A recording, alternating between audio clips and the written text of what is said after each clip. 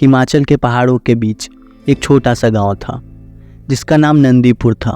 गांव के लोग अक्सर अपने बच्चों को एक ही बात सिखाते थे कि जंगल की तरफ कभी मत जाना, उस जंगल में एक चुड़ैल रहती है। पर ऐसे बातों से एक वक्त था जब बच्चे डरा करते थे। अब तो ये बातें उन्हें सिर्फ बातें ही लगती हैं। ऐसे ही कहानियों को सुनते सुनते एक लड़की भी बड़ी हुई थी, माया। जैसा नाम वैसा ही चेहरा, कोई देखे तो बस खो जाए। माया के दिल में डर जैसी चीज़ नहीं थी। अक्सर वो ऐसे काम ज़रूर करती जिसके लिए उसे सब ने मना किया हो।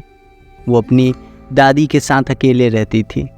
माया की दादी अक्सर उसे जंगल के चुड़ैल की कहानी सुनाती और माया को कभी जंगल की तरफ ना जाने को भी कहती।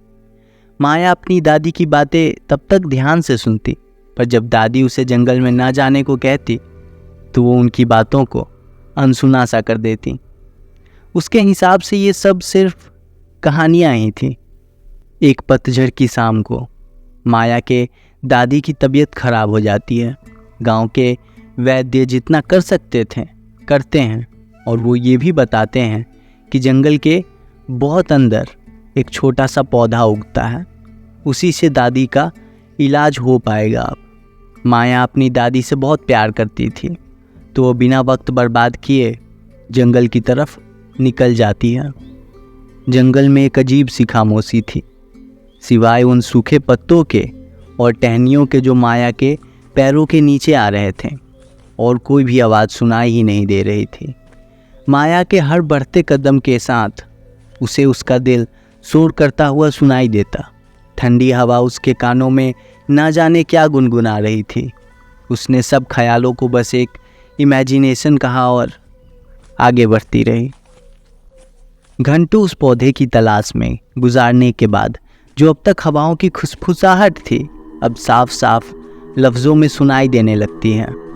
एक आवाज़ जो कह रही थी, मुझे ढूंढो, मेरी मदद करो। उसकी घबराहट बढ़ रही थी, पर वो आगे बढ़ती रहती है। जंगल का अंधेरा धीरे धीरे बढ़ रहा था। आवाज़ अब और ज़ोर से सुनाई देने लगती है और उसे ठंड सी लगती है, पर वजह ये ठंडी हवाएं नहीं थी। तभी वो अपनी नज़र उठाती है और देखती है कि वो एक बहुत पुराने पेड़ के नीचे खड़ी थी। उस पेड़ का डाल आसमान को मानो उंगली दिखा रहा हो। पेड़ के ठीक नीचे एक कब्र बना था जो सिर्फ एक टूटी लकड़ी से क्रॉस बना के मार्क किया हुआ था। माया की सांस अटक जाती है जब उसे वो मार्क समझ आता है। वो पुरानी कहानी के सिंबल से मैच हो रहा था, जो कहानी चुड़ैल की थी। उसके दिल की धड़कन मानो तेज़ हो गई थी, पर वो वहाँ से जा नहीं सकती थी बिना उस पौधे के जो उसकी दादी की तबीयत के लिए ज़रूरी थी। तभी उसे वहाँ कब्र के पास एक छोटा सा पौधा दिखता है। वो वहाँ उस कब्र के पास ही मिट्टी को खोदने लगती है। तभी चीखें रोने की आवाज़ में बदल जाती हैं। माया के दोनों हाथ काँप रहे थे। तभी उसके हाथ में एक कपड़ा फंसता है। जब वो उसे खींचती है तो देखती है वहाँ पे एक औरत की लाश थी जो सड़ रही थी। उसकी वो खाली आंखें देख के लग रहा था जैसे वो इंसाफ के लिए भीख मांग रही हों। तभी एक काले परछाई सी ज़मीन से उठती है, जिसे देख के लग रहा था मानो उसके अंदर बहुत गुस्सा और दर्द हो। उस परछाई की भी काली आंखों में मानो गुस्से का ज्वालामुखी जल रहा हो। वो परछाई माया से कहती है कि क्यों मेरे मरने के बाद भी मुझे परेशान करने आई हो।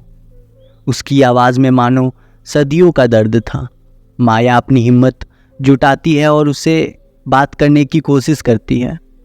मैं यहाँ अपनी दादी के दवा के लिए एक पौधे लेने आई हूँ, माया अपने डरे और दबे आवाज़ में कहती है। चुड़ैल शांत होती है, पर फिर गुस्से से कहती है कि मैं सालों से किसी अपने के धोखे की वजह से यहाँ दफन हूँ, पर कोई मेरी मदद के लिए नहीं आता। सिर्फ मेरी कब्र से उस पौधे को लेने ही आते हैं। माया को चुड़ैल के लिए दर्द महसूस होता है और वो कहती है, मुझे नहीं पता था, मैं तो यहाँ सिर्फ अपनी दादी के लिए आई हूँ। चुड़ैल की आंखों में दुख के साथ गुस्सा दिख रहा था। वो कहती है, मैं हमेशा इस जंगल से बंधी रहूँगी, यही श्राप है मुझ पे। मुझे कभी शांति नहीं मिलेगी और अब तुम भी यही मेरे साथ रहोगी। माया की चीख मानो जंगल में ही कहीं खो गई।